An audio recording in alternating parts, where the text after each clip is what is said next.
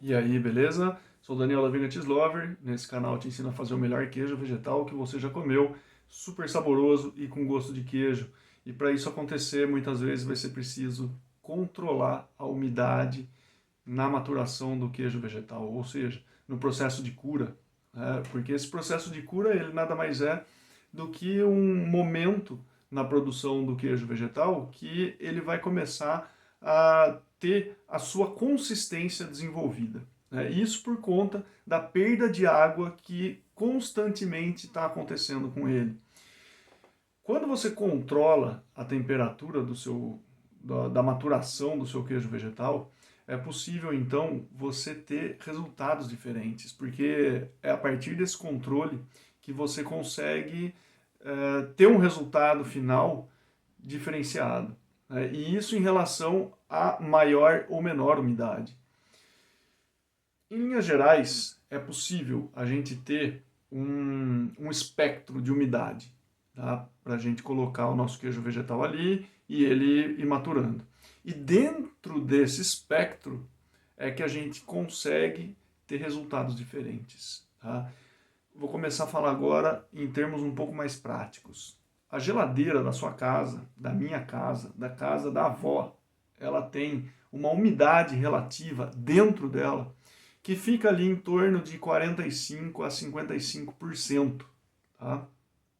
Essa é uma umidade relativa muito baixa para a gente maturar os queijos vegetais. Então é preciso a gente colocar eles dentro de alguma coisa para que a gente possa criar um microclima ali. Essa é uma informação importante que eu já vou dizer como depois que você vai conseguir controlar essa umidade de fato. Primeiro vamos entender o que é possível, né? O que é controlável, para depois saber como a gente vai controlar.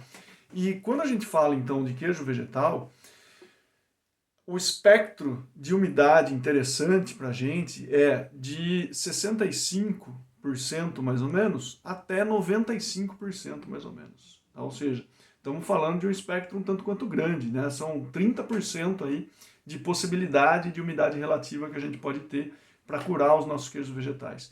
E isso, como que vai trazer impacto diferente? Bom, para você perceber o que é esse impacto diferente, eu vou tentar pegar os dois extremos e o meio, mais ou menos, para você perceber o que tem, né, quanto possibilidade de resultado final. Porque quando a gente tem uma umidade mais baixa, ou seja, beirando ali os 65%, o que acontece com a nossa peça de queijo vegetal? Essa é uma peça que ela está úmida, tá? Ela tem uma umidade que é própria dela. Se o ambiente ele está mais seco do que ela, bem mais seco, a tendência é que essa água ela seja perdida para o ambiente de uma maneira mais rápida. Então, nós vamos esperar uma peça que vai secar de uma maneira mais rápida. E quando a gente tem isso, e essa secagem ela se dá pela superfície, a gente pode ter a formação de uma casquinha mais rápida ali. E o interior ele vai ficar um pouco mais macio. Se estamos falando de uma velocidade um pouco mais rápida mesmo, a partir do momento que você tem essa casca já formada, começa a dificultar um pouco essa saída de água, né? Veja bem, dificultar, não impedir. Então isso quer dizer que essa casquinha, ela vai sim ficar bem diferente do interior. É possível você ter uma casquinha e o interior um pouco mais macio, né? Esse é o ponto mais baixo aí do espectro em termos de umidade. Se a gente for para o ponto mais alto, né, do espectro de umidade, lá para os 95% mais ou menos, o que acontece então? Essa peça ela continua tendo a sua própria umidade, só que como o meio ele também está super úmido, o que vai acontecer é que essa perda de água ela vai ser bem menor em termos de velocidade, vai ser mais reduzida, né? Vai ser mais devagar. Então, conforme esse processo de cura ele vai acontecendo, né, dificilmente você vai ter uma formação de casquinha como naquele primeiro exemplo. A tendência aqui é que mal se forme uma casquinha. Ah, e quando que eu vou querer esse tipo de situação? Não sei. Aí depende do seu objetivo final, se você quer uma casquinha ou se não quer, já tem aqui duas situações, né, que é possível de você modular para que você tenha ou não essa casca, né? Agora, um fato é, quanto mais devagar esse queijo vegetal perca umidade para o meio, mais vai demorar para ele secar de fato e ter uma consistência um pouco mais firme, né? Isso pode ser interessante para quem busca fazer uma cura um pouco mais longa. Esse aqui é o grande ponto. Agora, e no meio do caminho, entre, né, essa umidade mais baixa e a umidade mais alta, a gente vai ter uma possibilidade de um degradê se formar mais ou menos, né? O interior, que ele, ainda assim, ele vai ser mais macio do que a casca, mas também, né, não vai ser, essa diferença, ela não vai ser tão patente. Vai acontecer mais num degradê, assim, vamos dizer, né, do centro para o exterior. Então, essas são as principais possibilidades que você tem de resultado final, só falando de casca agora, tá? Peguei aqui só para falar de casca, nessa relação com a umidade, só para você perceber como é importante a gente ter noção do controle dessa umidade. E como que a gente controla isso?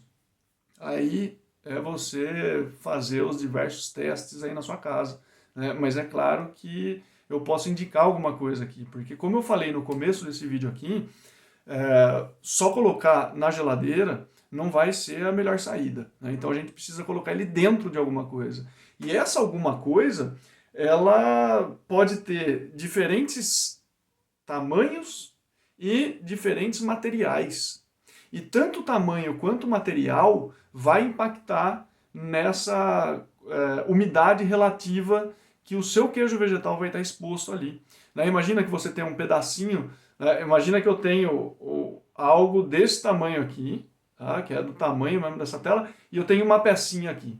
É diferente de eu ter algo que seja desse tamanho aqui só e uma pecinha aqui dentro, né? Ou seja, o tamanho ele vai impactar. Quanto menor seja, mais próximo desse, quanto menos espaço vazio a gente tenha, maior vai ser a umidade relativa, né?